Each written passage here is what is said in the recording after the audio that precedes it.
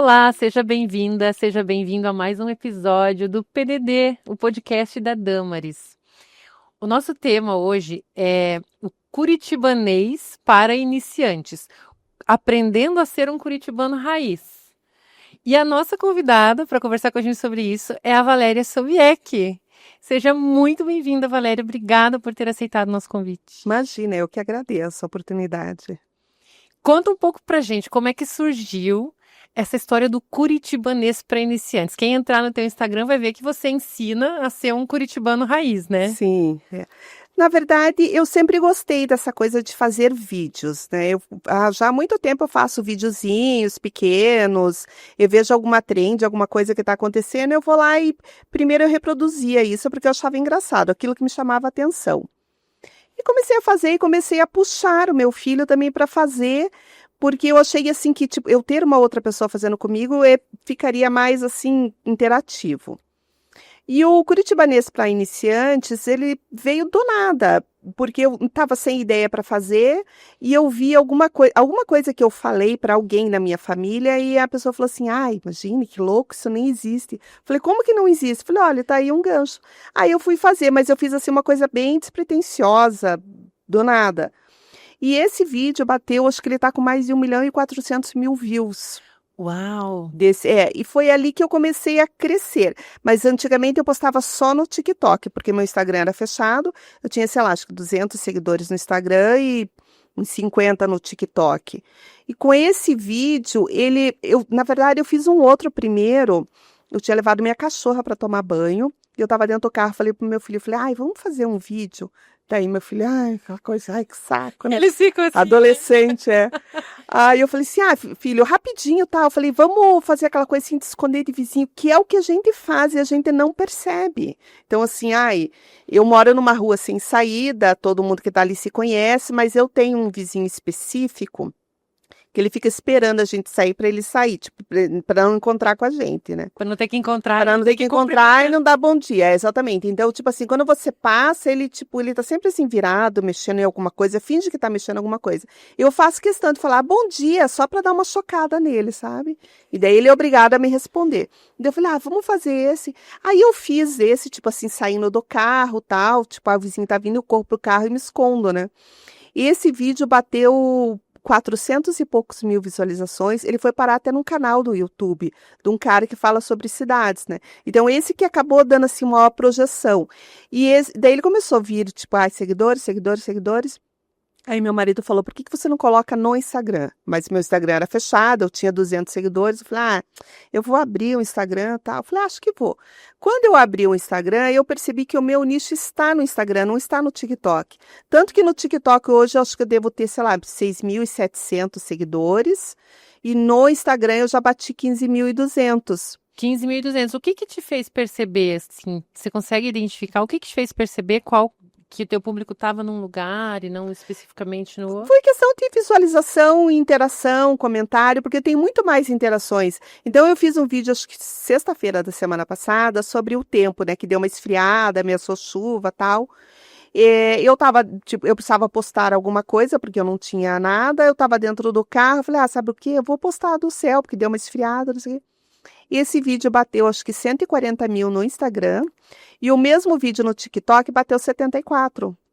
Então, eu não sei por que no TikTok ele tem menos interação, menos visualizações, apesar de ter bastante, né, 74 mil, Sim. mas metade do Instagram, eu não sei por quê. E o meu público do Instagram, ele é mais fiel, ele comenta, ele fala, ele elogia, tem meus haters também do coração, né? Eu ia te perguntar, conforme você vai crescendo, vai tendo mais visibilidade, Sim. o teu perfil, os teus vídeos, você vai cada vez exercitando mais a tua criatividade também, Sim. trazendo mais, naturalmente vão vir aquelas pessoas que não gostam, que, como se diz assim, tacam o hate, né? Como tá sendo isso, assim, você tá tendo esses haters, como que você encara, como que você lida? Eu não dou palco para louco, né? Então, assim, dependendo, se for só um comentário besta mesmo, eu só passo batida. Eu nem curto, não respondo. Faz silêncio. Às vezes eu respondo, falei, depende do meu humor, como que eu levantei, né?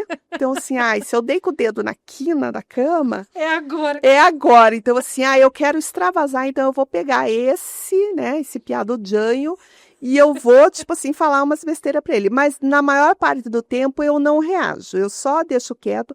Se for uma coisa muito ofensiva, eu excluo o comentário e bloqueio o seguidor. Eu fiz isso com uma seguidora do TikTok. Porque eu postei alguma coisa, eu não lembro o que que era, e alguém começou a perguntar, como que é isso, como é que é aquilo? Daí essa seguidora, ela começou assim, você não tá vendo que não sei o quê, você é idiota? Antes de você fazer pergunta idiota, você vai lá ver se tá comentando, não sei o quê. Daí eu peguei e fui lá e bloqueei ela, excluí o comentário dela e bloqueei, porque ela, na verdade, ela não estava atacando só a mim, ela estava atacando os meus seguidores também, e eu achei aquilo muito desagradável, sabe? Sim. E é o tipo da pessoa, ela tinha uma agressividade tão grande que não teria o que eu falasse para ela, sabe? Qualquer coisa que eu falasse para ela, ela ia começar a ser mais agressiva, mais Sim. agressiva. E não ia acabar nunca aquilo também, você se Não envolver vale a ali. pena, não, Verdade. porque ali o conteúdo que eu faço é uma coisa divertida, né? Tipo assim, para as pessoas, muita gente se identifica, né? Eu me identifico muito. Então, assim, para ser uma coisa alegre, para aliviar o estresse do dia a dia, não é Sim. para criar uma polêmica, porque curitibano é grosso, é mal-humorado. Não, nós somos só mais reservados, talvez pela nossa colonização, né? A nossa cultura, é uma coisa cultural mesmo nossa, né? Sim. E a gente não percebe que a gente é assim. Então, isso que eu achei interessante de trazer, porque eu acho assim. E a gente é tão legal, porque a gente consegue rir da gente mesmo, né? Exatamente. Quando Eu você- sempre rio. Quando eu vejo o teu vídeo, eu dou essa falando, e não é que é. Assim, a gente se vê no vídeo. A gente não percebe as coisas que a gente faz, né? É Exatamente, muita coisa do exatamente. nosso dia a dia, Exatamente. E você busca inspiração exatamente no dia a dia, no né? dia a O dia. que mais te inspira, assim, você, nas suas interações do dia a dia com as pessoas, saindo de casa, ou você acaba sentando e pensar assim, hoje eu vou falar disso, porque já vivi muito isso. Como que funciona, assim, esse processo para você criar os vídeos? Na verdade, a ideia só brota na minha cabeça. É uma coisa assim que vem automático, sabe? Então, às vezes eu penso, eu vejo um vídeo, às vezes, de uma outra pessoa, daí eu penso, será que eu faço isso? Eu faço isso, então eu vou falar sobre isso, sabe? A coisa vem assim naturalmente para mim. E você já passou algum perrengue, assim, gravando, que nem teve esse do vizinho que se gravou, né, entrando no carro, mas tem alguns que você faz na rua, faz fora de casa e tal. Já passou algum perrengue, alguma dificuldade, assim, alguma coisa, nossa, não saiu nada como a gente imaginou? Acontece também isso às vezes. Acontece, claro, às vezes a gente tem que gravar várias vezes, mas essa coisa assim da vergonha eu não tenho. Eu sou muito cara de pau, sabe? Então, assim, eu não. A opinião do outro, claro que a gente sempre tem que respeitar o espaço do outro, né? O que o outro pensa, mas Sim, a opinião dele eu não conheço, não faz parte do meu núcleo familiar, não vai agregar nada na minha vida. sim. Então, se ele tá achando assim, que é ridículo, ok, anotado. Isso até era uma coisa que a gente estava falando nos bastidores, né, ainda há pouco, sobre essa questão de mentalidade, da gente ter uma mentalidade que seja positiva, no sentido assim, de ser positiva, tirar alguma coisa boa de todas as situações, e também porque isso acaba nos direcionando para pessoas que são parecidas. Sim, As pessoas dizem, né, que a gente atrai os semelhantes, sim. né? Então a gente vai buscar estar cercado de pessoas que pensam e agem como a gente. Então, sendo positiva e pensando dessa forma, a gente acaba conseguindo fazer, eliminando aquelas pessoas que. Até da convivência, né? A gente estava comentando sobre isso mais cedo, sobre questão de convivência familiar, de como é importante a gente cuidar do nosso pensamento, do nosso coração, de com quem a gente vai chegar perto, a forma da gente se comunicar com essas pessoas. Eu achei interessante você falar do vizinho, que ele se blinda, né? Ele não quer se comunicar. O curitibano tem essa questão. Tem um dos vídeos que você postou recentemente que fala que a gente, na nossa cabeça, nós curitibanos, a gente responde. Eu respondi aquela pergunta. Mas, na verdade, eu não falei nada. E a outra pessoa fica sem entender. A gente é grosso sem saber. Que outras características que nós curitibanos temos e que as outras pessoas não entendem, assim, ou que são muito diferentes que você traz nos vídeos também? Eu acho que a gente é muito sincero, né? Então a gente não tem esse. A gente não é carente, né? Porque a gente fala assim, a pessoa não dá bom dia, não dá bom dia. Eu digo, mas que carência é essa? De querer o bom dia? Alguém me perguntou, por que você não dá bom dia? Eu falei, porque é depois do almoço, já não é mais bom dia, é boa tarde, sabe?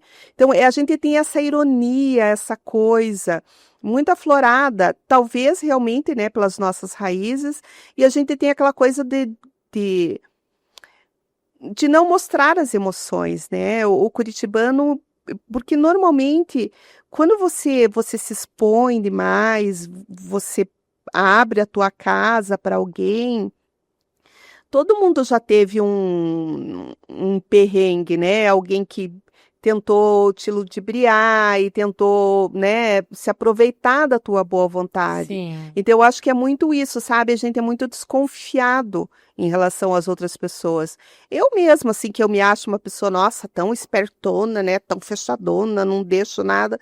Acabei de cair num golpe de um cara que fazia Media Kit, sabe? É mesmo? Então eu falei assim, até falei pro meu marido, falei, eu sempre falo, gente, o golpe tá aí, cai quem quer. Eu quis cair, né? Então assim, eu assumi que eu ia levar um golpe. E eu não posso nem reclamar, porque eu deveria ter parado, ter pensado, analisado. Então eu pensei assim, poxa, eu vou dar um voto de confiança pra pessoa, né? Para com essa mania de ficar desconfiando. Mas aí, né, Aí, é o que a gente diz, né, que o curitibano, assim, pelo menos é o que eu ouço, acabo falando também, e a gente, nas conversas, ouve com as pessoas. O curitibano é difícil de se abrir e fazer uma amizade, assim, né? Como você falou, a gente é desconfiada, sim. a gente fica na nossa. A pessoa vem, a gente escuta, tal, vai indo. Mas quando a gente pega a confiança, quando a gente faz uma amizade, nossa, não precisa mais ninguém. A gente tem uma amizade bem forte, né? Eu mesma estou em Curitiba há uns 30 e poucos anos. Não sou nascida em Curitiba, mas a gente mesmo não nascida, a gente acaba se tornando curitibana, né? Eu vejo. Eu não percebo o meu sotaque muitas vezes. Mas às vezes quando eu vejo numa gravação, num áudio, alguma coisa, eu acabo percebendo o leite quente. É que Curitibano não tem sotaque, né? Como assim que curitibano não tem Não. sotaque? O resto do país é que tem sotaque, não nós. Ah, Entendeu? os outros que tem, Os não, outros que gente? tem, não a gente, né? E o que que você acha mais desafiador, assim, nesse trabalho de fazer os vídeos, de trazer essas. Eu dou risada porque quando a gente começa a lembrar das características e que você traz exatamente como a gente vive, quem não mora aqui às vezes não vai entender tanto quanto a Sim. gente, né? E quem visita aqui Curitiba vai perceber. Mas o que que você acha mais desafiador? O que tem sido mais desafiador nesse trabalho? Não sei, o que que você trabalhava antes de trabalhar com isso, ou se você tem algum trabalho paralelamente a isso. O que que você está achando mais desafiador? Então, eu não trabalho fora, né? Eu tenho uma imobiliária, mas meu marido é que cuida da imobiliária. E eu parei de trabalhar quando eu pensei em engravidar. Eu trabalhava, sempre trabalhei na área administrativa, né? Uhum.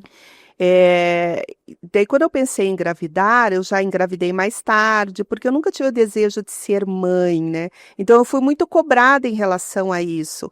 Mas eu ficava pensando: "Ai gente, filho é uma coisa que é para a vida toda, né". Como você levava essas cobranças, assim? Porque tem muita gente assistindo a gente, muitas mulheres assistindo, que também É. passam por isso, que, ai, quando que vai ter? E não vai ter filho? E quantos vai ter? E, enfim, como que É, você porque é muito lidava com engraçado, isso? porque quando você namora, eu pergunto: "Quando você vai casar?". Daí você casa: "Quando você vai ter filho?". Daí você tem um filho: "Quando você vai ter o segundo?", né. "Quando que vai Exatamente. ter uma meni", porque eu tenho um menino, né, e todo mundo falava assim pra mim: "Ah, e a menina vem quando?". Eu dizia: "Toda sexta-feira", que é a menina que limpava a minha casa. Toda sexta-feira ela tá lá, né. E eu falo que hoje, a gente tá caminhando pra extinção, né. Porque antigamente tinha sei lá, a minha mãe tem 14 irmãos, daí não sei quem tem não sei o quê, eu só tenho um filho, e um cachorro, meu cachorro é castrado, então também não vai ter filho, né. Mas eu sempre lidei muito bem com isso, porque eu sempre tive isso muito bem resolvido comigo, né. Eu não sou uma pessoa Maria vai com as outras, né. Eu tenho meu posicionamento é aquele. Porque é diferente de você: "Ai, eu não quero ir num restaurante". "Ai, não, vamos, vamos, vamos". "Ah, então tá, você cede e vai". Ok.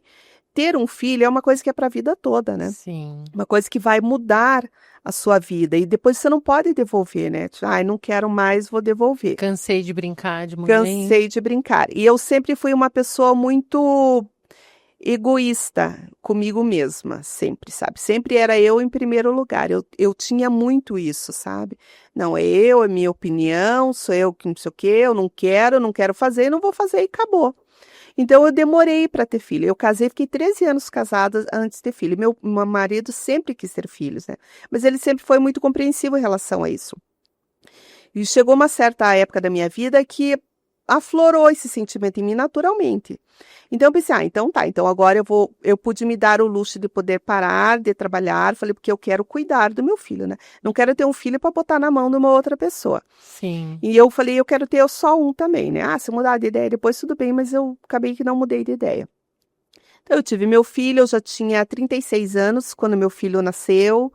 E eu pude curtir isso, sabe? Então, eu curti, daí com 2 aninhos eu coloquei ele na escola, porque como ele era muito sozinho, eu não queria que ele fosse uma criança egoísta, né? Porque normalmente, assim, filho único, de pais mais velhos, né?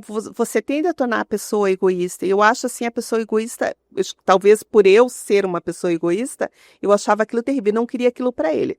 Eu botei na escolinha e tal. Quando ele estava, acho que com 4 anos, mais ou menos, eu voltei a trabalhar, mas eu queria um trabalho, assim, que eu pudesse fazer em casa, meio período. Então, eu comecei a trabalhar com documentação de banco, né? Como tinha imobiliária, comecei a trabalhar com essa parte administrativa. E fui até a hora que eu me enchi, né? Porque daí os bancos começaram a ficar mais exigentes, e daí você se tornava meio que um funcionário do banco sem ter, né, as garantias do banco. Então eu falei, ai, não, para mim deu. Acabou desviando do plano Do original, plano né? original, exatamente. Então eu parei com isso e fiquei sem fazer nada, né? Mas sempre, tipo, fazendo uma coisa ou outra. Eu sou uma pessoa empreendedora por natureza. Então eu sempre estou inventando alguma coisa para fazer, sabe? E essa coisa do vídeo, ele apareceu naquele momento, assim, naquele ato que você não está fazendo nada, Uhum. que você está só pensando besteira, né? Falei, com a mente bem fértil. Falei, eu sempre tive essa coisa de não ter a vergonha, né? E todo mundo sempre falou que a característica minha muito forte é essa coisa assim de. Eu achei engraçado. Por dentro eu estou rindo, sabe? Essa coisa de, né? E todo mundo falava assim, ai, Valéria, por que você não faz um vídeo? Você é tão engraçada e não sei o quê. E eu tenho essa mania de fazer as vozinhas das pessoas, sabe? Uhum. Todo mundo tira sarro de mim. Que eu vou contar, de fulano de tal, chegou e falou assim pra mim, sabe? Então, e todo mundo fala, por que você não faz um vídeo? Eu falei, sabe por que eu vou fazer um vídeo? E tem até um vídeo meu bem no começo, assim, que eu imito uma voz que a pessoa diz assim, e agora eu virei influencer. E a pessoa diz assim, mas como se as tuas postagens não passam de 5 curtidas? Eu virei influencer de 5 pessoas, né? E assim foi, e os vídeos acabaram fluindo para mim. E foi uma coisa que eu gostei de fazer. Porque eu sou muito assim, sabe? Se é um negócio que eu não quero fazer, a coisa não flui, não vai, sabe? Eu fico ali arrastando corrente, não vai. Mas tudo que mexe com a criatividade é uma coisa que vem natural para mim, sabe? Isso aflora, é uma coisa que eu gosto. E eu tô falando sempre de mim, que eu digo, eu adoro falar de mim, sabe? E ao falar de você está falando também de todos nós curitibanos, né? Exatamente. Aquela coisa assim que a gente não percebe. Eu digo, o curitibano, ele consegue rir de si mesmo, né? Então, essa coisa de a gente conseguir apontar o dedo, assim, para nossa ferida, pra a coisa do trânsito, que a gente faz isso mesmo, né? Eu amei aquele vídeo que você fala assim, mas como que eu vou dar seta? Por acaso eu vou dar satisfação? Vou dar satisfação para onde eu tô indo, né? Eu achei muito engraçado, porque o curitibano, ele é fechado, mas é uma pessoa querida, né? Somos pessoas queridas. Somos. Ele é fechado, mas ele é querido, tem um humor peculiar, né? Eu achei fantástico, mas como assim que eu vou dar satisfação na minha vida? Vou dar seta? E é exatamente aquilo. Quem mora na cidade, que nem às vezes estou com meu marido no carro, a gente tá dirigindo e tal, fala, você vai dar a seta, o outro acelera. Em vez de dar espaço, ele vê que você deu a seta, ele acelera. Não dá espaço, não dá vaga. Quer dizer, você tem que aprender. É engraçado isso. Porque não é só saber as leis de trânsito, você tem que saber as características do trânsito daquele lugar. E Curitiba tem muito isso, né? Curitiba tem. Eu não sei o que acontece com a gente. Eu falo, eu dirigi já em São Paulo e eu falei, eu acho que eu nasci para dirigir em São Paulo, porque eu acho assim fantástico, porque lá você liga a seta, o cara na hora ele te dá a vez. Aqui não, aqui a gente liga a seta, o cara acelera. Exatamente. Ele tá longe, mas ele sim, ele não quer deixar você passar. Parece que tipo, se fica uma competição. E essa coisa assim, tipo, eu vou virar à esquerda, eu vou ligar a seta. Eu deixo para ligar a seta. É horrível isso. No último minuto, senão o cara não vai deixar eu entrar. É um troço muito doido isso, sabe? Ou então, assim, chega para fazer a curva, sei lá, para esquerda, aí tá todo mundo atrás naquela fila. Aí tá todo mundo, vamos reto, mas daí o bendito da frente resolve que ele vai virar para esquerda. Naquele minuto, Naquele minuto. ele diz. E aí você tá ali atrás, aí você tem que ficar esperando. São características, né, do nosso trânsito, da nossa Curitiba. Em outras cidades vai ser diferente, mas realmente, apesar de tudo, é um trânsito bem ordeiro, né? Quem vem para Curitiba, não só o trânsito, fila para pegar ônibus. Teve uma época que eu pensei assim, mas nos outros lugares não faz fila?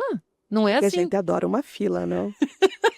Curitibano já gosta. Tipo assim, eu até digo para os meus filhos assim, vão ir fazer um vestibular, vão ir fazer um concurso, vão tomar alguma providência que tem que ir, né, num lugar com muitas pessoas. Eu digo assim, pergunta do que é a fila. Porque às vezes é uma fila que você não tem que estar. E já aconteceu, assim, de estar dizendo, não, mas peraí, que eu não preciso entrar nessa fila, eu posso entrar direto, aqui é só para quem tem tal situação. Não precisa entrar nessa fila. Você pode ir direto. Mas a gente gosta, né? Meu marido é muito assim, diz assim, vamos ficar lá. Eu falei, mas vamos perguntar. Não precisa perguntar, a fila é essa. Eu falei, tá. Mas será que é essa mesma? Será que eu preciso estar aqui? Eu falei, não, vamos perguntar para ver se é aqui mesmo. E às vezes não é, porque às vezes depende, sei lá, você tá com um ticket diferente, você pode ir para uma outra, eles estão dividindo, né? Mas a gente gosta de ficar numa fila, né? Por que será, né? É uma coisa cultural nossa, né? Eu não entendo. E Curitiba, eu fiz uma vez um passeio de trem para Morretes e eu peguei um guia, né? Comprei um receptivo para vir pegar, porque essa coisa de você descer de trem, depois, como que você faz? Como que você anda lá? Como que você volta? É verdade. Né? Porque se for alguém de carro lá para te buscar, meu marido vai de carro para me trazer, mas ele não aproveitou o passeio, né? Às vezes quer fazer um passeio em família. Então eu peguei um receptivo, levava a gente até a rodoferroviária, eu fiz o passeio, desci de trem, depois voltei de van. E nesse do trem, a gente pegou um vagão que tinha um guia. E o guia foi contando a história de Curitiba. Então, Curitiba foi uma cidade planejada.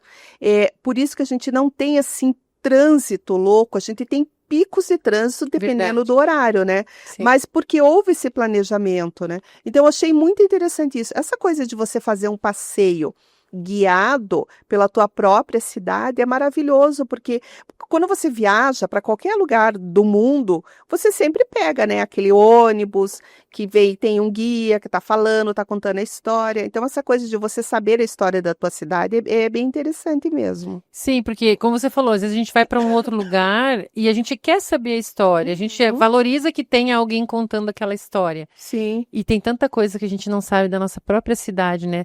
Tem uma coisa que eu acho interessante nos curitibanos, eu não sei se você já fez vídeo sobre isso ou não, mas é uma coisa que eu notei já faz um bom tempo, e às vezes, eu acho ruim, eu critico, mas eu me pego fazendo também, volta e meia, que é assim. O curitibano, ele vai passar no lugar, tá uma pessoa e tem um espacinho para passar, ele não pede licença. Ele se espreme naquele lugar para conseguir passar, mas ele não pede licença. Às vezes numa fila, tem pessoas esperando, então tem um espaço entre duas pessoas, ele passa ali, às vezes dentro de um salão, às vezes dentro do elevador, enfim. E eu acho isso engraçado. E às vezes em casa mesmo, eu até falo para os filhos, né? Falo assim, olha, é só pedir licença. Ou então assim, tá sentado com a cadeira um pouco para trás, preciso passar ali. Tem o armário, mas preciso passar.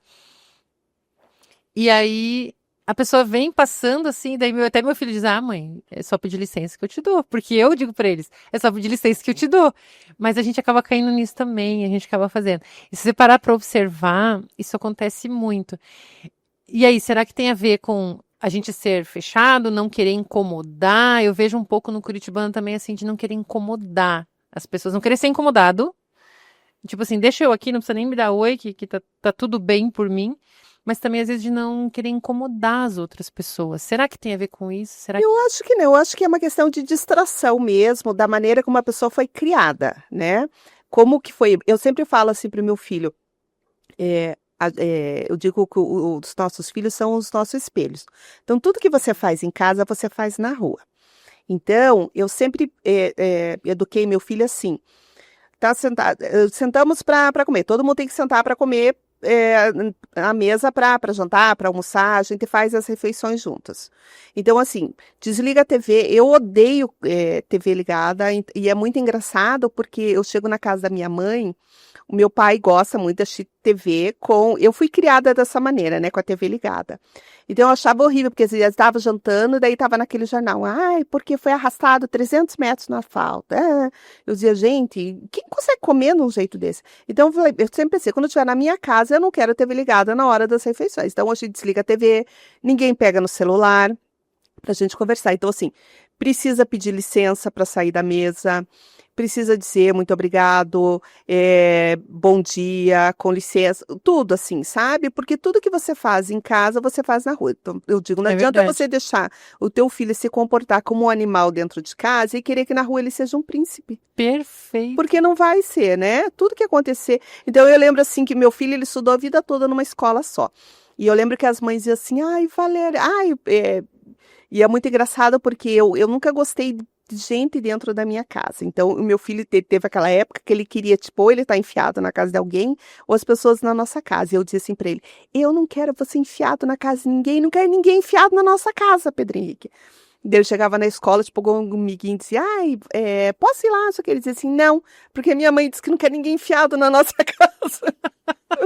Então eu dizia, a culpa foi minha, porque ele é uma criança, por que que eu falei isso pra ele? Ele só repetiu o que eu disse, né? É verdade. Mas as pessoas dizem assim, ai, Valéria, nossa, como o Pedro Henrique é educado, como o Pedro Henrique é isso, ai, como o Pedro Henrique, nossa, ele é um amor, porque, tipo assim, eu dizia, tira o prato da mesa, terminou de comer, tira o prato, vai tomar um negócio, limpa a boca. Falei, tem coisa mais nojenta do que você tá comendo, você olhar aquele copo, assim, com aquela borda de comida.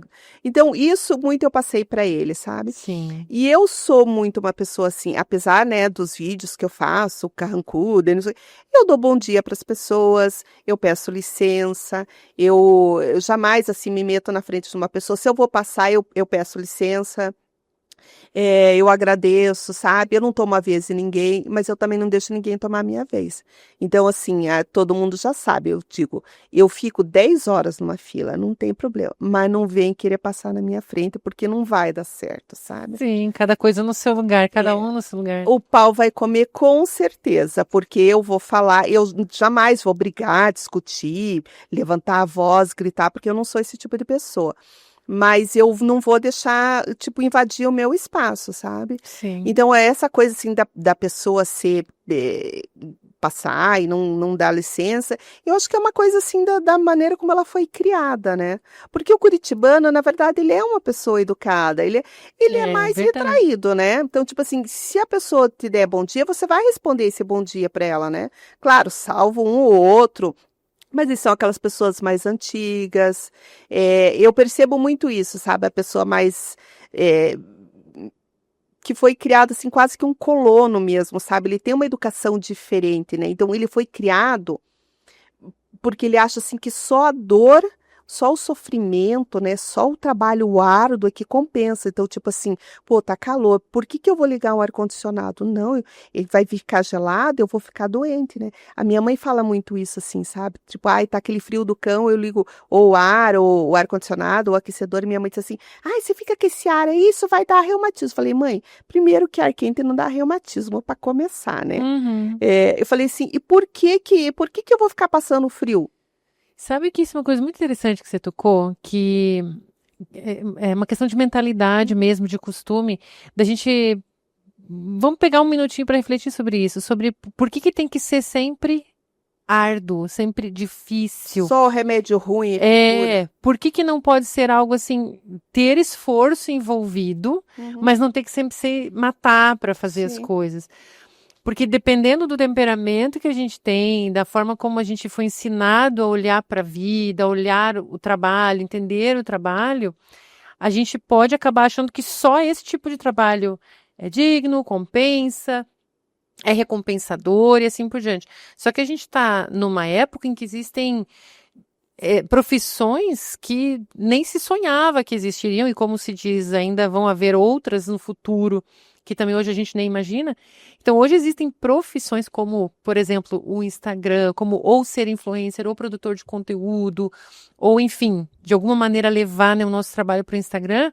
E tem todo um ecossistema por trás, né? As pessoas que a gente acompanha no Instagram, nas redes sociais, tem todo um ecossistema, pessoas que produzem serviços, que prestam serviços como Media Kit, por exemplo, né? É um tipo de trabalho que existe e que vai usar um determinado expertise, que vai utilizar um esforço da pessoa, mas não precisa passar calor. Tá calor, tem o ar, liga o ar. Sim. Por que você tem o ar se você não vai ligar? É interessante refletir sobre isso. Às vezes a gente está fazendo determinado trabalho, seja na área de atuação que for. A gente está fazendo determinado trabalho e acha que, nossa, que tem que sofrer, que tem que ser difícil, que tem que ser. E quando a gente descobre que o trabalho, sim, precisa de esforço, mas ele também pode ser gostoso, também pode ser uma coisa recompensadora, eu não preciso trabalhar no calor ou no frio, eu posso buscar condições e usar essas condições. Eu sempre falo da mentalidade, porque a mentalidade determina tudo que a gente vai fazer, inclusive na comunicação, né? A gente vai falar com as pessoas, como você mencionou, a família cria as pessoas de uma certa forma. A gente transmite isso para eles com a nossa comunicação. Ensinar a dizer por favor, obrigado, entre outras coisas. Ensinar a ouvir também, né? Às vezes a gente cresceu numa família em que a gente não foi ensinado a ouvir. Sim. A ouvir o que o outro está dizendo. Além das palavras, né? Como eu gosto de dizer assim, ouvir com os olhos e com os ouvidos. Olhar a linguagem corporal da pessoa. Às vezes está dizendo, ah, sim, tá ótimo. Mas não tá nada ótimo. E eu não sei se nós curitibanos, se a nossa linguagem corporal combina com o que a gente está pensando, né? Provavelmente não, né? Com o que é necessário naquele momento de dizer. Às vezes a gente acha que está comunicando exatamente o que a gente quer, mas nem sempre a gente está. E faz muita diferença o ambiente, você mais cedo falou, né? O ambiente em que a gente cresceu determina muito, determina totalmente, eu acho. Por isso que às vezes a gente tem que até trocar de ambiente. Às vezes, quem está ouvindo a gente até nasceu e cresceu num ambiente que lhe deu algumas coisas, mas não lhe deu tudo o que precisava. Mas aí a gente tem uma escolha, ficar a vida inteira lamentando que, não, porque você quer, botando sempre a culpa nos pais Sim. e aquela coisa toda. Ou a gente pode escolher dizer assim, bom, eu levo comigo tudo de bom que meus pais, minha família me deram, mas o que não é bom eu não vou levar comigo. Eu vou seguir em frente e vou mudar de ambiente, vou encontrar outras pessoas que pensem semelhante a mim. E isso é algo que às vezes a gente não se dá conta.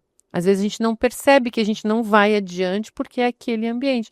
Como, por exemplo, às vezes outras pessoas que estão também fazendo vídeos, né, para a internet, para as redes sociais, e às vezes não encontram um apoio. Ah, não, para que isso? Não, porque isso aí não é trabalho, né? Tem muitas pessoas que vai ainda passar mico. tem muitas pessoas que ainda enxergam dessa forma. Porque assim, tem gente passando mico, né? Tem gente fazendo coisas que não precisariam estar na internet, né? Poderiam guardar só para elas, coisas íntimas até Sim. muitas vezes.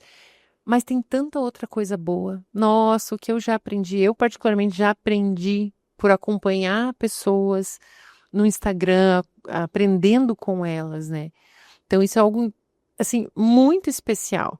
E o que você acha que as pessoas que te seguem, que te acompanham, que está aumentando dia a dia, né, os seguidores, o que as pessoas podem esperar? Quem entrar hoje lá no teu Instagram, o que ela vai encontrar lá?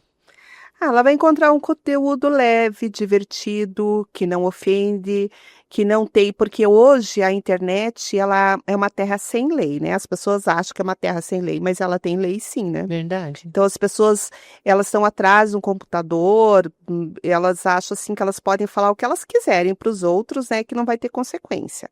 Exato. Então, eu gosto desse conteúdo assim, sabe? Eu não gosto de. Ah, quando a pessoa chega e começa a falar sobre política, eu já bloqueio na hora, porque meu conteúdo não é esse. Eu acho que você precisa respeitar a opinião do outro.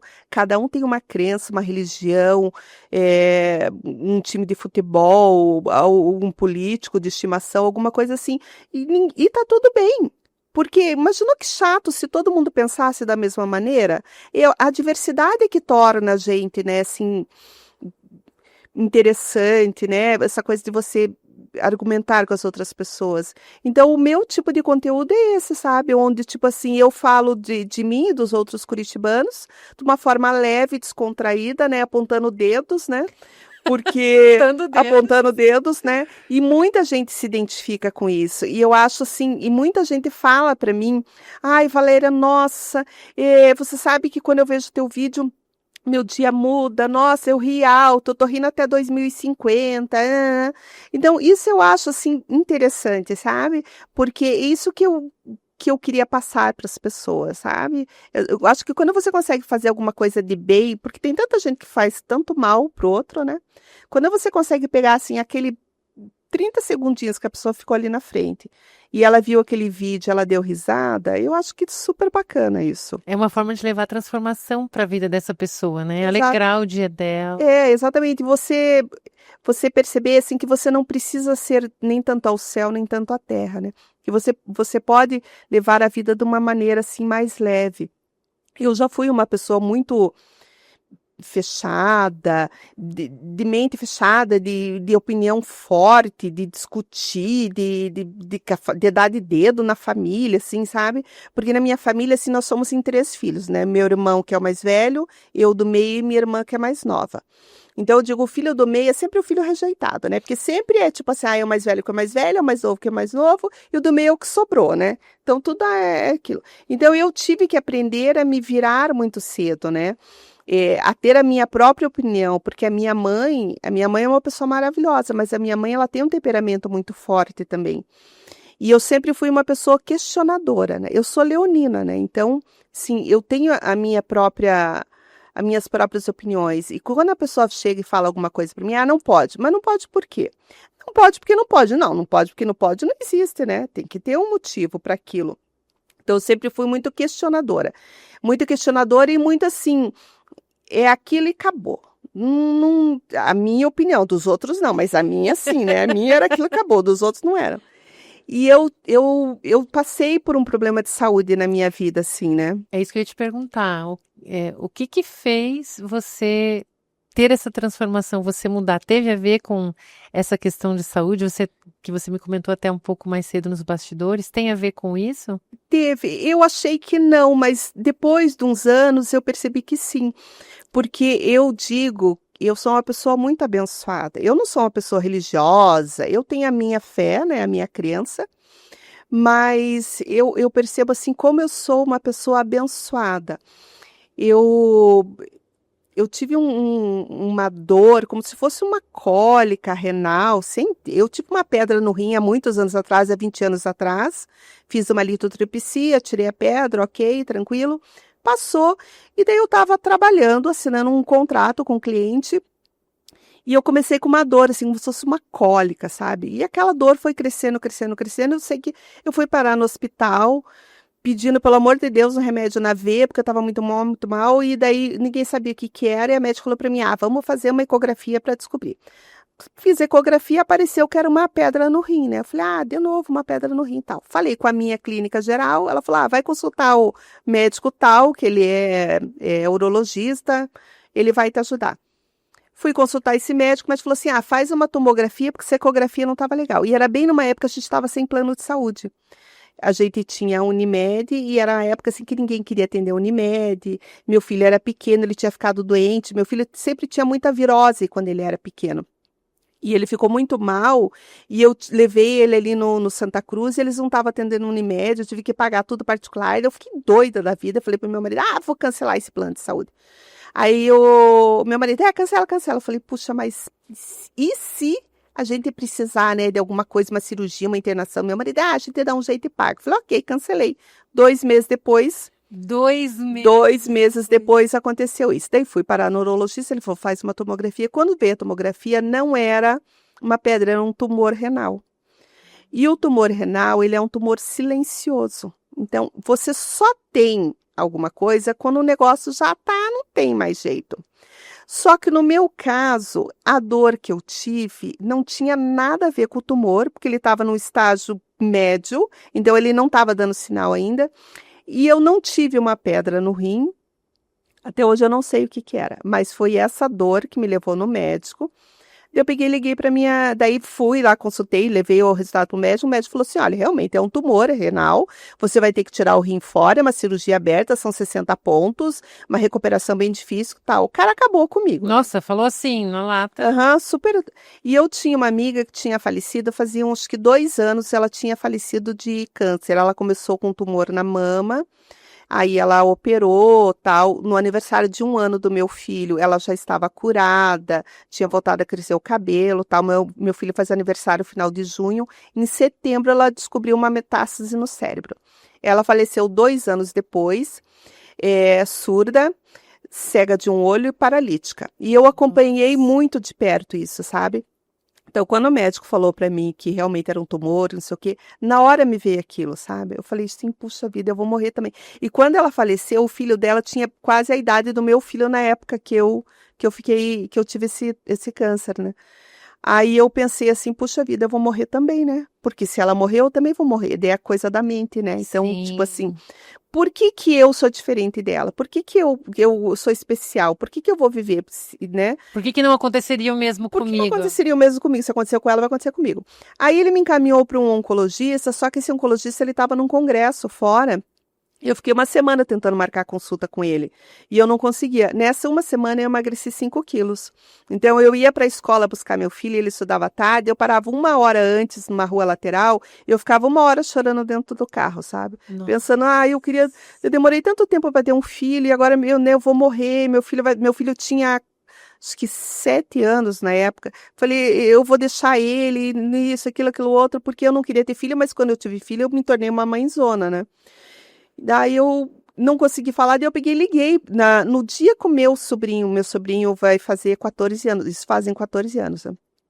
No dia que a minha irmã foi para o hospital ter o filho dela, eu liguei para minha médica e falei assim, doutora Cat, né, eu fui lá no médico, mas não é uma pedra, é um tumor renal, tal, né. Ela falou para mim, Valéria, eu quero que você vá consultar com o médico tal, ele não é oncologista, mas ele é especialista em tumor renal, ele é o melhor que tem aqui em Curitiba, ele operou minha sobrinha, que vá lá, diga para ele que sou eu que estou indicando tal. Liguei para o médico, consegui consulta para o mesmo dia. No dia que eu saí do consultório dele, eu saí com fome. Eu saí com outra cabeça, porque ele falou para mim, olha, Valéria, realmente é um tumor, mas eu não posso dizer para você que ele é maligno sem tirar e fazer uma biópsia nele, né? Uhum. Em 70% dos casos, os tumores renais são tumores malignos, né? Mas eu posso tirar ele está na parte superior, então eu não preciso tirar o seu rim. Porque você, teoricamente, é uma pessoa jovem, ainda você pode precisar desse rim no final da tua vida. E existe uma chance de você ter um outro tumor no outro rim, né? Porque tem lá tantos por cento e tal. Então, eu consigo tirar ele, porque ele está na parte superior, fazer uma biópsia e tal, mas eu quero que você vá fazer uma ressonância, porque eu estou vendo uma sombra aqui, eu quero tirar uma dúvida. Eu pensei, metástase, né? Claro, com certeza, né? Fui lá, fiz tudo particular, né? Porque você já tinha cancelado o plano. Tudo particular. E eu falei, e essa coisa de médico, isso fazem 14 anos. O urologista que queria arrancar meu rim fora, na época, ele já cobrava R$ 450 a consulta, há 14 anos atrás. Nossa. Então você pensa, pô, é um baita do médico, né? Não, o cara, ele pode até ser um baita do médico, mas ele não sabe lidar com o paciente, né?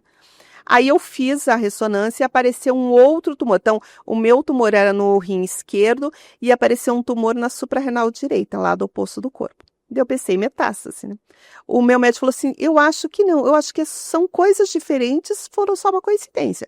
Então, se você quiser fazer cirurgia, a gente marca, tal, eu vou tentar fazer a cirurgia de uma vez só, para o custo ser menor e o trauma ser menor para você, ok? E a recuperação também já recupera. Ele falou assim, dá para fazer por vídeo, não precisa ser uma cirurgia aberta, como o outro queria fazer. Que bom, nossa. A recuperação é tal. Então tá, então vamos lá. Daí saí de lá, fui para Nossa Senhora das Graças fazer o orçamento. Meu marido falou, não, vamos fazer a cirurgia. Ele falou assim, olha, Valéria, você precisa fazer a cirurgia, porque a gente não sabe há quanto tempo ele está aí, com que velocidade ele está crescendo, né? E a gente não sabe se é maligno ou não. Eu sei que...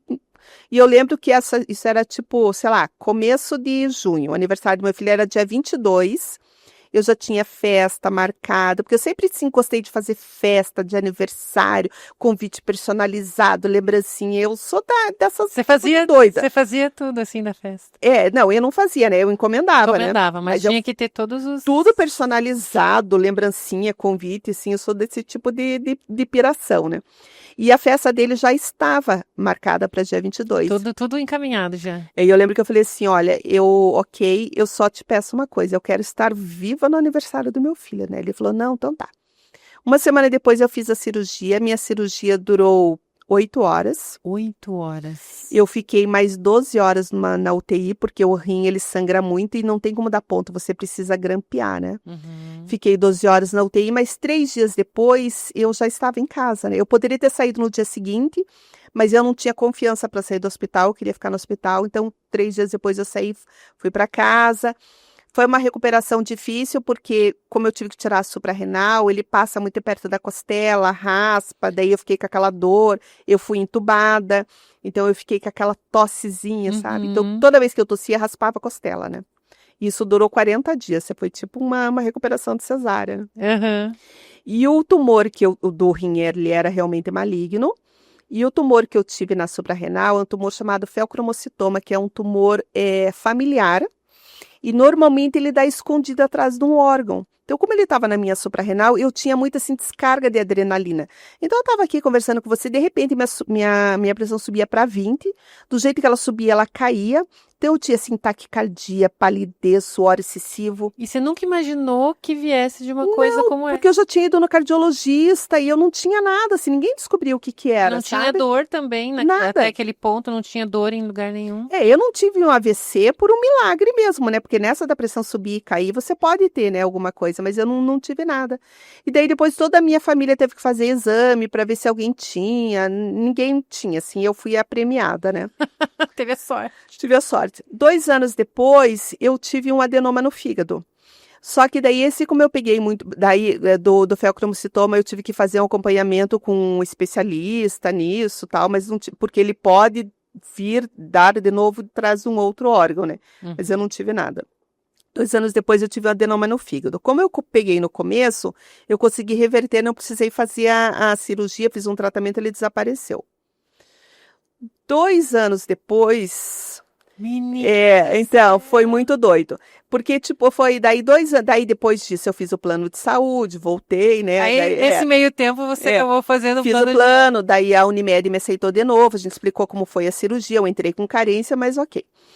Daí, 2 anos depois eu tive o adenoma no fígado, 2 anos depois eu ia fazer um procedimento estético com uma amiga minha que é dermatologista, ela falou assim, mas eu preciso que você faça uns exames. Eu falei, mas exame e tal? Ela falou assim, não, vai, se você não for fazer exame, eu não vou. Não. Porque é um pouco chato, né? Assim, a gente às vezes quer resolver logo, fazer aquilo logo, porque, né? Porque eu tive que fazer um controle durante 5 anos, né? Então, assim, Sempre fazendo exames para ver sempre se não fazendo voltar. exame. No começo era a cada 3 meses, depois a cada 6 meses, depois uma vez por ano, depois 2 anos, e isso passando. E todas as vezes que eu tinha que fazer o exame, eu sofria muito, porque eu sempre ficava esperando, assim, sabe? Eu tinha aquela coisa de que ia dar, voltar. Vai voltar, voltou, e toda vez que não voltava, assim, era aquele alívio, né? Sempre uma tensão, sempre né? uma tensão, Mexia sempre um sofrimento, né? Aí eu precisava fazer, eu queria fazer esse procedimento, ela falou, não, você vai. Eu falei, então sabe o quê? Então já vou no ginecologista, que nem no ginecologista eu tava indo mais. Depois que o meu médico me liberou, eu falei, vou me dar um ano sabático, não quero mais saber. Chega por enquanto, Chega por enquanto. Aí fui no ginecologista, fiz todos os exames, que nem tinha a ver o procedimento que ia fazer com ginecologia, mas daí o meu ginecologista, vamos fazer uma ecografia abdominal. Fiz ecografia, apareceu uma pedra na vesícula. Eu falei, meu Deus, então tá, né? Eu falei, então, dá pra deixar? Ele falou, você precisa ir no gasto, né? Eu falei, então tá. Fui no gasto, o gasto falou assim, vamos fazer uma ressonância, então. Fiz a ressonância, apareceu um tumor no apêndice. Aí eu falei pro médico, e de novo eu tava sem plano de saúde, porque daí nesse meio tempo eu cancelei o plano de saúde, porque como a gente tem imobiliária, teve a parte da crise imobiliária, né? Então a gente começou a cortar custo, foi bem difícil pra gente lá em casa. Falei, o que que eu vou cortar? Vou cortar o plano de saúde. De novo, eu tava sem o plano de saúde, né? Nossa. Aí o médico falou assim, Valéria, precisa operar. Eu falei, então eu vou fazer o seguinte, eu vou fazer um plano de saúde, vou esperar aí uns 8 meses, daí eu volto aqui pra gente fazer a cirurgia, né? Vou dar um nó no sistema. Ele falou assim, Valéria, o teu apêndice, ele rompe antes de 8 meses, porque ele tá bem inchado. É melhor você fazer uma cirurgia eletiva do que uma cirurgia de emergência, porque se ele romper, a tua vesícula também, né? Se romper a gente não sabe que tamanho que é essa pedra, porque ela pode ir pro teu pâncreas, se der uma pancreatite, uma coisa Nossa, quase fatal, pode complicar muita coisa. muito mais, né? Ele falou assim, se o teu apêndice romper, se esse, tem assim, 80% de chance de ser maligno, né? Esse tipo de tumor que você tem. Se for maligno e ele romper, ele vai espalhar essas células. Então, você vai ter que fazer cirurgia. Então tá, pode ser por vídeo, tal, né? Eu falei, então tá, então vamos fazer a cirurgia. Ele falou assim, daí eu vou fazer a cirurgia de novo, era no lado oposto, né? Porque o apêndice está do lado direito e a vesícula do lado esquerdo, né? Só inverti ali o negócio. Ele falou, então vamos fazer a cirurgia. Fiz a cirurgia, realmente o do apêndice, ele era maligno, mas o médico conseguiu tirar, sem fazer, né? Sem espalhar nenhuma célula, foi tudo bem, graças a Deus. Depois disso, eu resolvi procurar uma geneticista para descobrir por quê. Pois é, porque com pouco espaço de tempo você foi descobrindo tantas Muitas coisas. coisas, porque o próprio médico falou para mim, eu acho que você devia ver isso, porque não é comum ter tantas, né? Que daqui a pouco você ia descobrir, você ia sarar desse, se recuperar e tal, daqui a pouco você ia descobrir mais alguma coisa. Então, daí eu fui consultar uma geneticista que tem ali na Oncovilha, uma mulher, uma médica maravilhosa. Você faz lá, você colhe a saliva, isso, daí eu fiz um painel genético completo, né? Isso vai para os Estados Unidos, demora um tempo para ficar pronto. E eu descobri que eu tenho uma alteração genética que dá esses tumores do retroperitônio. Então, toda essa parte aqui da cabeça até o joelho, você tem. E tudo que tinha para ter, eu tive. Né? Eu fui bem premiada. Bem premiada. A própria médica falou assim, olha, Valéria, eu acho que você não vai ter mais nada, né? Mas a gente não sabe o futuro, porque tudo que tinha para ter, você já teve. Nossa. Todos os tipos de tumores, né? Aí eu comecei a fazer um acompanhamento com um oncologista, para toda uma vez por ano, eu faço exames, assim, ressonância da cabeça aos pés e tudo mais, para poder, né, ver alguma coisa. Só que fazem 2 anos que eu não faço, né? Eu falei, sabe o quê? Vou me dar mais 2 anos sabáticos, né? Que imagino que deva gerar uma certa tensão, assim, Muita. né? Tudo que você já passou, e daí todo ano fazer, esperar o resultado, ver se vai ter alguma coisa, deve mexer bastante com a tua cabeça. Muito. E o meu exame, a minha ressonância demora 2 horas. Porque eu tenho que fazer primeiro sem o contraste e depois com o contraste. Como eu faço da cabeça até o joelho, né, até o quadril, então é uma coisa que demora muito. E daí eu preciso tomar um remédio, porque eu sou claustrofóbica, então, né, eu Não tenho dá que para entrar naquela máquina e ficar... né, ficar nada. Eu lembro, assim, que o meu filho, ele teve uma dor de cabeça, eu levei, porque eu sou daquelas neuróticas também, né? Vamos fazer, tá com tumor, tá com não sei o quê, precisa tomar vacina. Você ficou com receio de ter passado isso pro teu filho? Fiquei, tanto que eu mandei fazer o teste genético nele, né? Nele também? Nele também, e ele tinha 50% de chance. Ele não. Só que eu testei ele só para essa alteração que eu tenho, né? Uhum. Porque o médico falou assim: olha, Valéria, eu não sei se vale a pena você fazer um perfil completo dele. Porque se ele tiver alguma outra coisa, ele vai carregar isso, vai estar sempre com isso, né? Então, faz só para esse, né? E deixa eliminar que ele. Eliminar isso e deixa que ele, né? Porque meu marido não tem nada, então, tipo assim, ele fez, mas ele não tinha, né? Graças a Deus. Graças a Deus. Aí ele foi fazer essa tomografia e ele falou assim, mamãe, quase dormia na máquina. Eu falei, como assim? Nossa, aquele barulhinho tal, né? E aquele ventinho, aquele cadenciar, pá, pá, pá, pá. Eu achei aquilo maravilhoso. Fiquei pensando, que piazinho do Joey, né? E eu preciso fazer e sofro e tal. Aí o meu médico falou assim, não, Valéria, eu vou te dar um remedinho. Você não vai dormir, porque você não pode dormir, né? Porque tem que ficar a parte da respiração e tudo mais. Mas vai tirar a tua ansiedade, né? Eu falei, não vai, né? Não, vai, confia em mim. Me deu um remedinho para eu tomar. Eu fui fazer o exame, a ressonância, entrei lá na máquina, tomei o remédio. Eu fiquei pensando, quanto que esse remédio vai fazer efeito, né? E olha, espertona, né? Falei, esse remédio não fez efeito, não fez efeito. Falei, esse piada da puta desse médico me enganou e não sei o que e tal. Aí, daqui a pouco, eu percebi que eu comecei assim, nossa, o Pedro Henrique tem razão, é um barulho cadenciado. Pá, pum, pá, pá, pá. E eu tava dopada dentro da máquina, eu não tinha Nem tinha nem percebido. tinha percebido. Eu falei, nossa, eu pra ser uma drogada, zero, né? Não tinha percebido. E daí, com esse remédio, se tornou um pouco melhor a parte de fazer exame, porque eu não sofria tanto. Mas a ansiedade, aquela coisa do antes, de saber o resultado que vai dar, assim, isso é uma coisa bem complicada. E depois que eu tive isso, eu percebi, assim, que eu não tenho controle das coisas.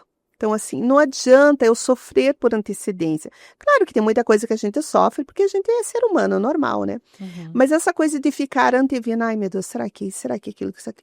Então, Porque não muda nada. não vai Não mudar vai mudar em nada, nada. eu vou sofrer muito mais. Verdade. Eu tive uma crise de pânico uma vez, viajando de avião, a gente já tinha voltado de uma viagem, e eu nunca tive problema de viajar de avião, né, de voar. E a gente foi passar o Natal em Natal com um grupo de amigos da escola do meu filho, tal, e a minha amiga tinha muito medo. E eu era aquela, ai, não, pega na minha mão, não sei o quê, imagine, turbulência não derruba avião, isso, aquilo outro. Daí, a gente quase chegando lá em Natal, ela falou assim para mim, ai, dá para o Pedro sentar com os meninos, eles querem ficar junto, tal. Como era final de ano, tinha muita criança dentro do avião, né? Eu falei, claro, pode ir, tal, não sei o quê. E lá em Natal, o aeroporto, ele fica fora da cidade, né? Ele fica numa cidade vizinha, tipo aqui, né? O nosso. E venta muito. Então, o avião, quando ele estava descendo, tipo, eu segurando na mão dela, porque ela sentou comigo, ela suando, eu olhava assim pra ela, ela tava chorando. Eu, imagina, fica... E você estava calma, E eu tranquila. super tranquila, dando força pra ela, né? Aí o avião teve que arremeter, porque teve muito... Ele pegava aqueles vácuos, né? Que são aquelas turbulências de céu limpo, né? Dava aquelas caídas. E cada vez que dava aquelas caídas, as crianças gritavam, mas gritavam de euforia, né? Não sei o que e tal. E daí ela começou a apertar minha mão, e eu olhei pra ela, assim, ela chorando. E daí parece que virou uma chave na minha cabeça, porque de repente eu só ouvia gritos. Aquele avião arremetendo. E eu comecei a pensar assim, meu Deus, esse avião vai cair, a gente vai morrer. E eu não vou poder proteger meu filho, porque meu filho não está sentado comigo. E eu entrei numa piração, sabe? Quando a gente desceu, eu falei pro meu marido, vamos voltar de carro, né? Aquelas loucas. Imagina, de Natal? De Natal. Vamos voltar de carro, não vou voltar de avião. Meu marido é louco, só que eu falei, não vou voltar de avião, né? Não. Aí passamos uma semana lá, não sei o quê, se divertindo, curtindo, tal, não sei o que. Na hora de voltar, eu falei pra ele, vamos alugar o carro, então, né? Ele falou, claro que não, né? Eu falei, nós vamos voltar de avião. Falei, não sei o quê. Tá. Pegamos uma van, 1 hora até o aeroporto. Daí meu filho estava muito quente, meu filho começou a passar mal, vomitar dentro da van. Eu falei, tá vendo? É um sinal. E é engraçado porque a loucura, ela começa a crescer, né? Você não fica assim só naquela piração. Você vai né? procurando confirmações. Vai, vai. Né? Então, daí tudo combina assim pra bolha assim e crescendo aquela piração, né? Chegamos no aeroporto, tal, peguei as malas, fui para fazer o check-in, chegou na minha vez, eu saí da fila, meu marido me jogou pra fila de novo, fiz o check-in, eu comecei, vamos voltar de carro, não sei o que, não. Aí o nosso amigo que estava com a gente bateu a perna no banco lá do aeroporto, começou a sangrar a perna dele. Eu falei, tá vendo? É um Mais sinal, um sinal. É um sinal. E o avião demorou para chegar, ele atrasou. Eu falei, tá vendo? Esse avião caiu. Eu sabia. Eu estava nesse tipo de piração. Esse avião caiu, não sei o que sei. Quando o avião chegou, a gente teve que entrar.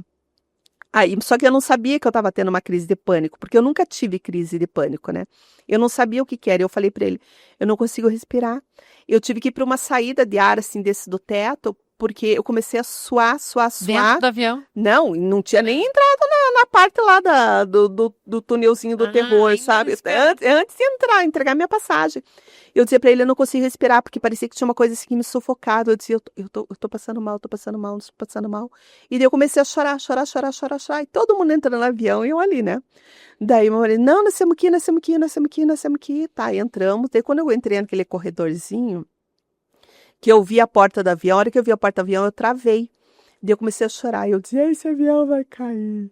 Imagine o povo dentro Falando do avião. alto? Né? Alto? Ai, a gente vai morrer. O avião vai cair. Ai, eu não quero ir.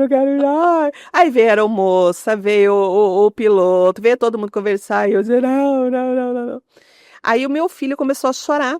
porque ele achou que eles iam embarcar e eu ia ficar. E eles iam, ai, mamãe, eu vou ficar com você, eu não quero deixar você, não sei o quê. Aí, quando ele começou a chorar, eu pensei, opa, eu preciso me controlar, né? Não posso dar uma de louca aqui, né? Falei, não, filho, a mamãe já tá bem, a mamãe já... Eu botei um óculos escuro. Mais ou menos.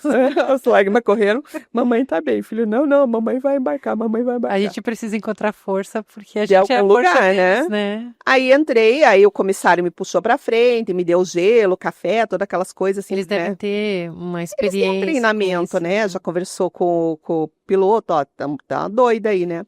E não sei o que, ele falou, não, mas não se preocupe, né? O tempo tá limpo daqui até, que a gente ainda tinha que fazer uma conexão em Brasília, não era nem pra ser direto o negócio, né? Tinha que descer Ia de um ter pra toda pegar uma outro. outra sessão depois. Aí ele falou, não se preocupe, vai ser um voo tranquilo, eram acho que 4 horas de voo, tal, não sei o quê.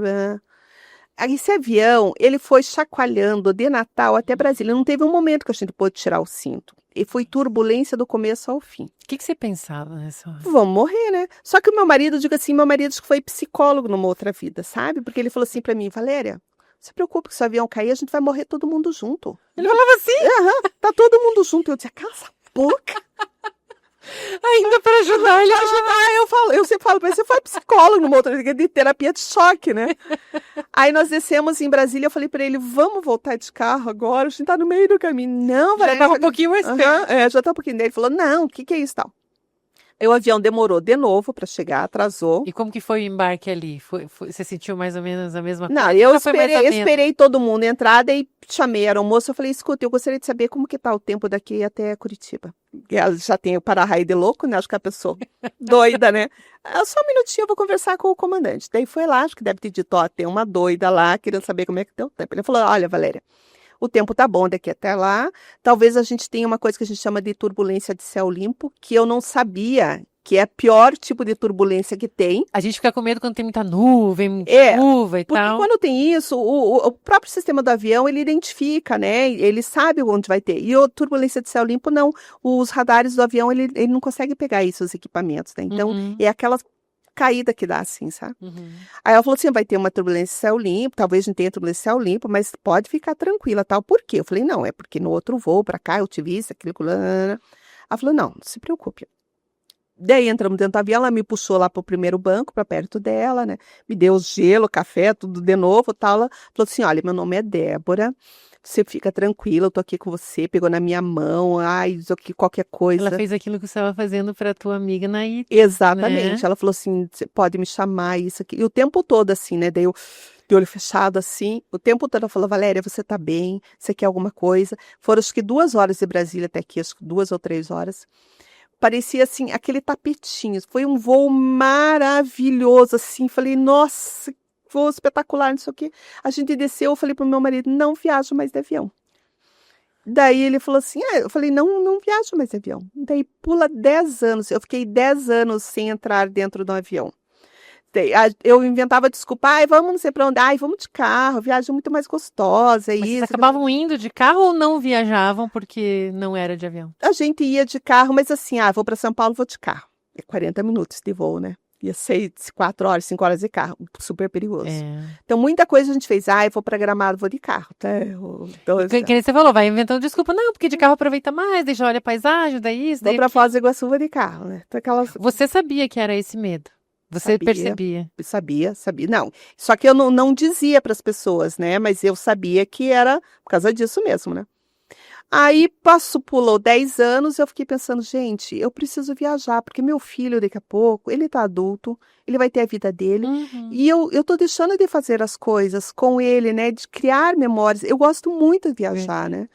Daí eu falei, sabe o quê? Aí tinha uma amiga que tinha ido viajar, acho que tinha comprado um pacote para Itália, tal. Ela falou, Valéria, vamos, tal, não sei o que. Falei, sabe o quê? Eu vou comprar um pacote, é para viajar. Eu falei, mas eu vou comprar só para viajar daqui 2 anos, tá? Porque agora eu não consigo viajar. Não, beleza. Eu falei, então tá. Comprei um pacote para Itália. Falei, só daqui 2 anos até lá. A ideia era ir se acostumando com a ideia. Ir preparando a minha mente para aquilo, né? Aí eu comprei aquelas empresas que vendiam um pacote de viagem, né? Que se compra barato para viajar dali um tempo, né? Quando chegou a nossa época de viajar, a empresa não cumpriu com o combinado, né? queria jogar para mais 2 anos para frente. Eu falei, não. Daí entrei com o cancelamento e tal. Então eu falei, gente, mas eu tô preparada agora, então o que eu vou fazer? Falei, a gente ia com um casal de amigos, né?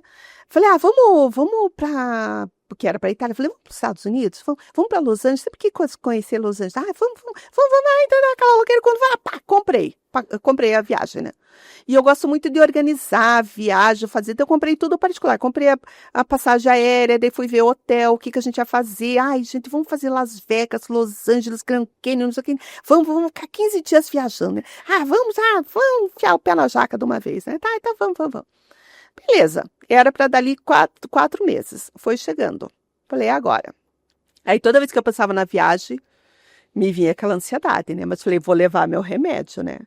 Aí eu, conversando com uma amiga, ela falou assim, na verdade, conversando com uma amiga, não. Eu vi uma reportagem sobre pessoas que têm aerofobia, né? Que tinha uma psicóloga aqui em Curitiba que fazia esse tratamento e tal. Eu falei, puxa vida, né? Acho que eu vou ver isso. Aí não consegui falar com ela. Falei com a psicóloga do meu filho. Meu filho faz psicologia, então ele faz também sessão, porque todo psicólogo precisa ter um psicólogo, né? Aí eu falei com ela, ela falou, não, eu tenho aqui a minha sócia, ela é especialista em trauma, tal, não sei o quê. Fui consultar com essa psicóloga. Aí ela faz um negócio que é uma reprogramação neural em você. É um troço muito doido, assim, né? E eu sou muito cética para as coisas, né? E ela começou a fazer um trocinho assim, tipo, ela ficava, tipo, dando batidinha no meu joelho e falando e pedindo para eu reviver o momento e tal, não sei o quê. Daí eu falei, Não tá rolando. nossa, caí em outro golpe. E era cara a sessão, né? Eu fiz 3 sessões. Ela falou assim, ó, normalmente com uma sessão você já resolve isso, né? Falei, tá, mas vamos fazer 3 para garantir, né? Aí, beleza, chegou o momento de viajar. Levei o remédio na bolsa, então fazia Curitiba, São Paulo. Aí eu já peguei um voo direto para Los Angeles. Falei, não quero nem saber de conexão. Falei, vamos pagar um pouquinho mais caro. Entrar aqui e sair lá. Sabe que é? Eu falei, e é bom que assim, que eu já fiz um negócio de 12 horas de voo, né? Em vez de eu fazer um troço assim mais pertinho, não. Falei, Pois é. vou fazer 12 horas de voo, né? Beleza. Até São Paulo, não tomei o remédio, mas fui assim com medo, mas fui tranquila, né? Pensei, opa, acho que deu certo, né? Pegamos lá, saímos de São Paulo para Los Angeles. Também teve uma parte de turbulência, mas eu consegui consegui controlar o meu medo, né? Porque o que eu descobri? Por que eu tenho esse medo? Porque eu tenho a coisa do controle. Então, eu quero controlar tudo. Então, quando a gente viaja lá em casa, sempre sou eu que estou dirigindo. Porque eu não confio em outra pessoa dirigir para mim. Que interessante isso, como isso afeta várias atividades e áreas da vida da gente. Você está sempre dirigindo porque você quer estar no controle das coisas.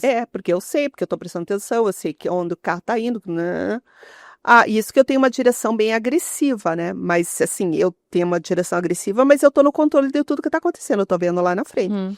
E a questão do avião, assim, eu não posso sentar e pilotar. Se eu pudesse, eu sentaria, né? Pois é, porque é uma situação que você tem que realmente se entregar. Você tem que entrar e todo mundo que tá ali confiar que o comandante, a equipe toda vão fazer tudo que eles têm que fazer e não tem por que não confiar, na verdade, né? Se eles estão fazendo aquilo ali todo dia.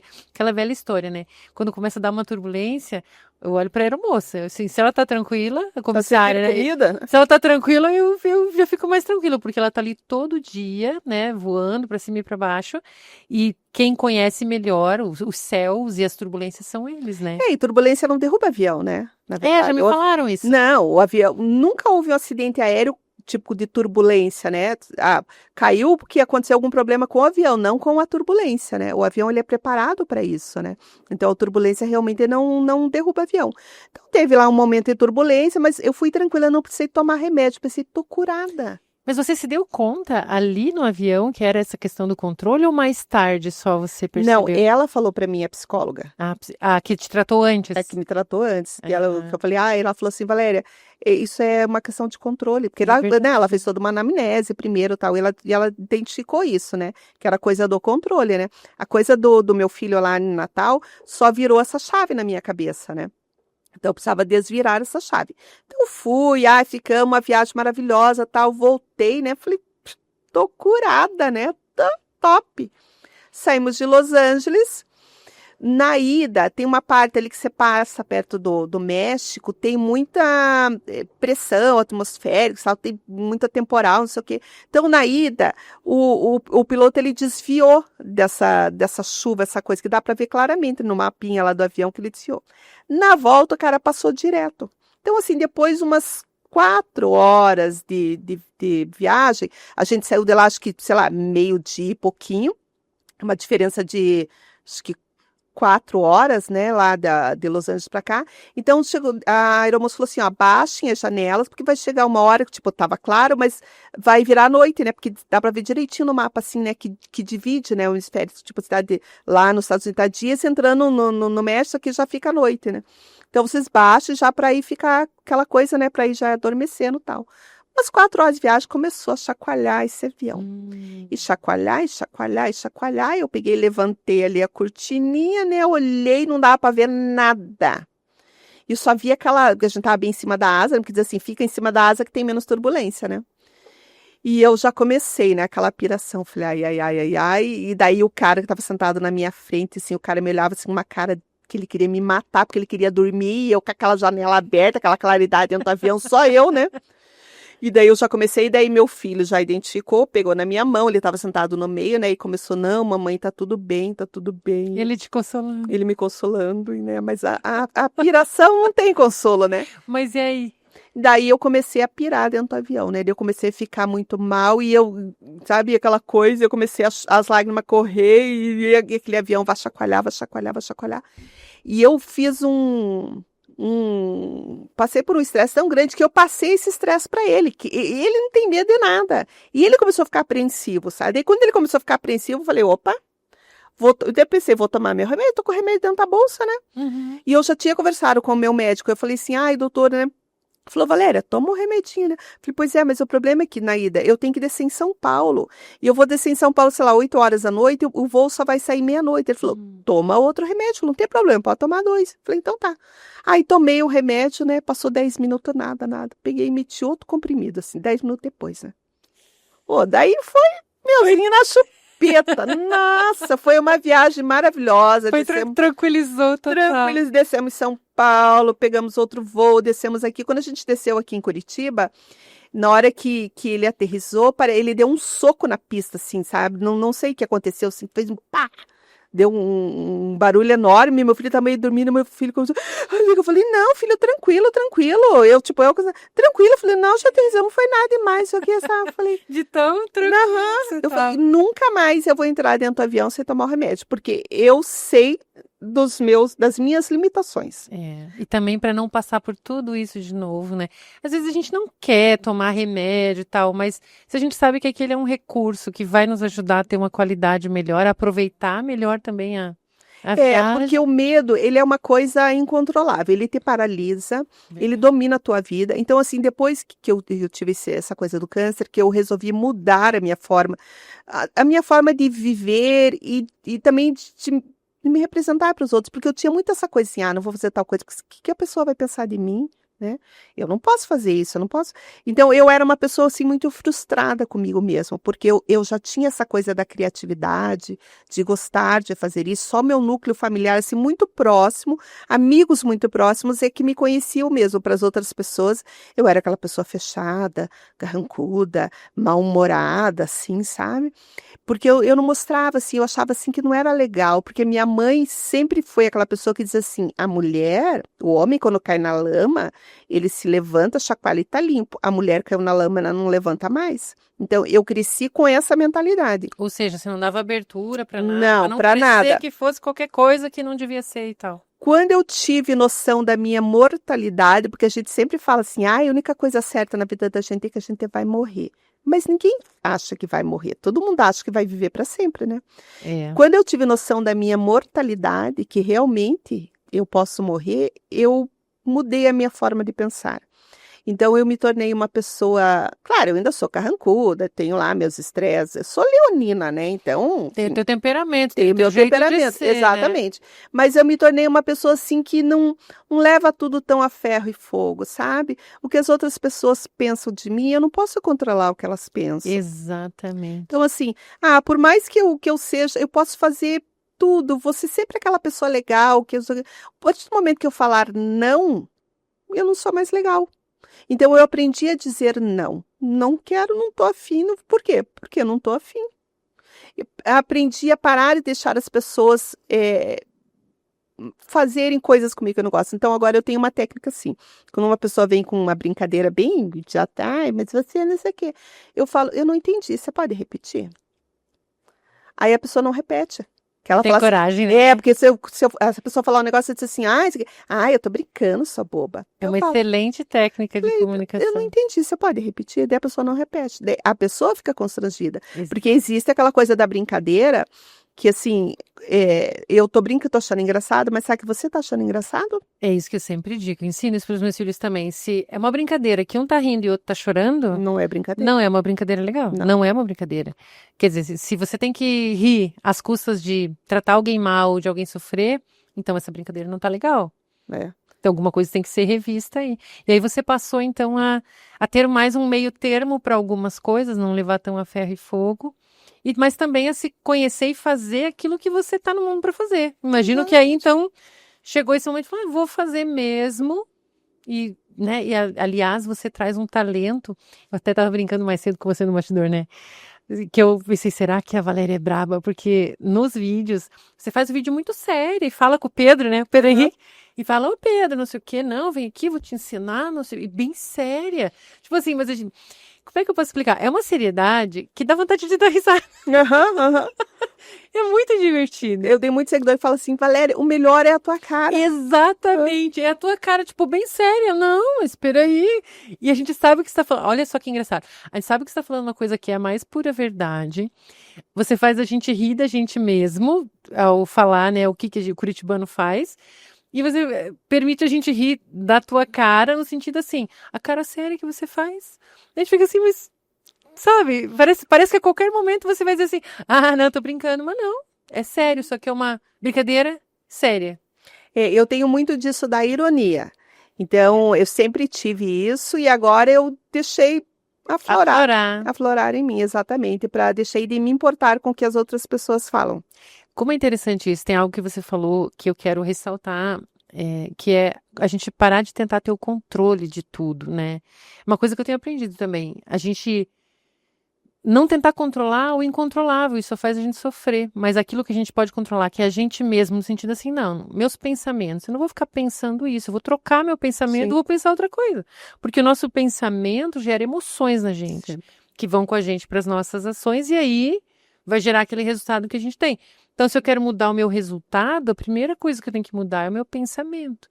E se eu mudar o pensamento, que eu não controlo os outros, eu interajo com os outros, a gente pode influenciar, como na internet, né? Trabalhando com internet, com Instagram, TikTok, você influencia as pessoas de uma certa forma.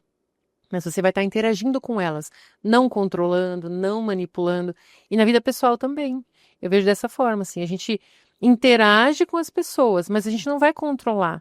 E às vezes eu vejo, assim, os casais, as pessoas tendo dificuldade na comunicação entre as pessoas por querer controlar. E eu preciso admitir que por muito tempo eu tive dificuldade com isso no meu próprio casamento. De achar que eu ia controlar e dizer, né, para o marido, assim, assado, quando finalmente cai a ficha, você entende que é uma interação, que cada um tem o seu jeito, que você não controla ninguém, você interage, você influencia, você conversa, você busca o interesse do outro. E quando a gente lida com o público é muito assim também, né? Pensar no que o público vai querer assistir, vai precisar assistir, o que é legal, o que vai gerar essa interação. E a comunicação se trata muito disso, de você pensar no outro, né? Por que seria interessante para o outro? Com os filhos, muitas vezes, né? A gente fala assim, faz isso, faz aquilo e tal. Mas como é que eu posso tornar isso interessante para o meu filho querer fazer? Em vez de só mandar fazer. Então, essas questões, elas parecem pequenas, às vezes, no dia a dia. Às vezes, as pessoas, se elas fizerem pequenos ajustes, elas já conseguem ter um outro relacionamento. E esses ajustes começam na gente, na nossa mente, no que a gente não é capaz de controlar. Então, não ficar se preocupando à toa, não ficar com ansiedade por coisas que às vezes nem vão acontecer, né? A gente fica se preocupando por todo mundo. Por nós, pelo marido, pelo filho, pela mãe, pelo pai, por todo mundo. Quando às vezes as coisas nem vão acontecer dessa maneira, né?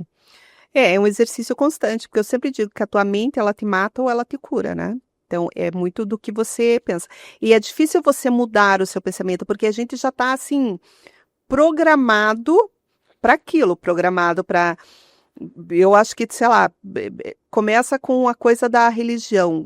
Ai, se for fazer, Deus vai castigar. Por que sempre Deus castiga a gente, né? Deus é amor. Deus se deu livre-arbítrio. Então, assim, eu fiz porque Deus me castigou. Não, aconteceu porque foi uma escolha sua. Você tinha duas escolhas. Você podia ir pelo certo e você podia ir pelo errado. Você quis ir por aquele caminho, então você precisa, consequência, né? Assumir a responsabilidade da escolha que fez, né? Não jogar nas costas dos outros. Ai, porque Deus me castigou. Ai, por quê? Que não sei o quê. Por quê que tá acontecendo comigo? Mesma coisa quando eu tive o câncer. E eu tinha um motoboy na época que fazia serviço para mim. E um dia antes de eu fazer a cirurgia, eu chamei ele, passei tudo que eu precisava e disse, olha, eu tô indo fazer uma cirurgia, então eu não sei o que vai acontecer, tanto que eu peguei, tipo assim, sou eu que controlo as contas lá de casa, de tudo. Então eu deixei numa agenda pro meu marido tudo, senha do banco, o que precisava fazer, o que não precisava fazer, blá, blá. Aí ele, porque eu sabia que era uma cirurgia séria, que era uma cirurgia que ia demorar muito tempo. Aí eu lembro que eu falei pro meu motoboy, eu tô indo fazer a cirurgia, não sei o que, ele falou assim pra mim, Valéria, não se preocupe, que Deus tem um propósito pra tua vida, senão ele não teria te avisado. Aquilo parece assim que me deu uma paz, sabe? E daí eu fiquei pensando, puxa, realmente, né? É verdade. Por que Deus ia me mostrar, né? Deus existe? Eu acho que existe, eu preciso acreditar, eu sempre digo assim, meu filho estudou numa uma escola católica.